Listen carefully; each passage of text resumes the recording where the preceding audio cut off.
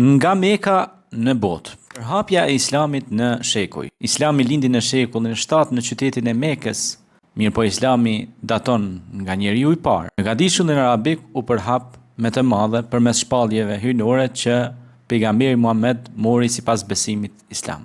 Fillimisht mesazhi i tij u përhap në mënyrë paqësore mes familjes, miqve dhe banorëve të Mekës, duke theksuar monoteizmin, drejtësinë shoqërore dhe barazinë mes njerëzve. Megjithatë, për shkak të kundërshtimeve dhe përndjekjeve, muslimanët e parë u detyruan të emigronin në Medinë. Ngjarje e njohur si Hijreti, që shënon dhe fillimin e kalendarit islam.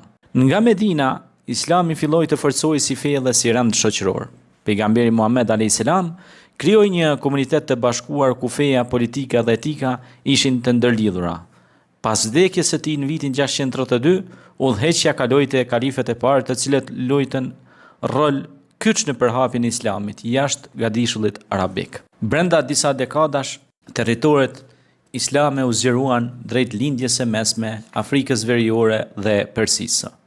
Gjatë shekujve të mëvonshëm, perandoritë islame si Emevit ose Umejadët dhe Abasitët kontribuan ndjeshëm në zgjerimin territorial dhe kulturor të Islamit. Qytetet si Damasku, Bagdati dhe Kordoba u shndruan në qendra të rëndësishme të dijes, tregtisë dhe kulturës.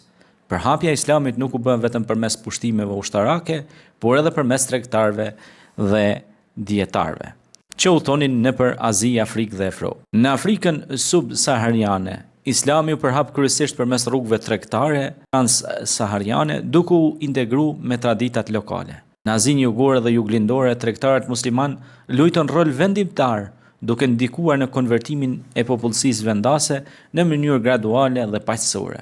Edhe në Evropë, veçanërisht nga gadishullin iberik dhe Ballkan, Islami la gjurmë të thella kulturore, arkitekturore dhe shkencore.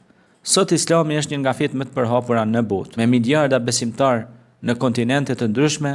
Përhapja e tij ndër shekuj tregon një histori komplekse, ndërveprimesh mes besimit, kulturës dhe historisë njerëzore. Nga Meka e vogël e shekullit të 7 deri në një fe globale, Islami ka ndikuar dhe vazhdon të ndikojë në jetën shpirtërore dhe shoqërore të miliona njerëzve në mbar botën.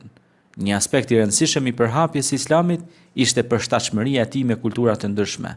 Në shumë rajone, praktikat islame u ndërthurën me zakonet vendase, duke krijuar forma të ndryshme shprehje brenda një kornize të përbashkët islam të besimit.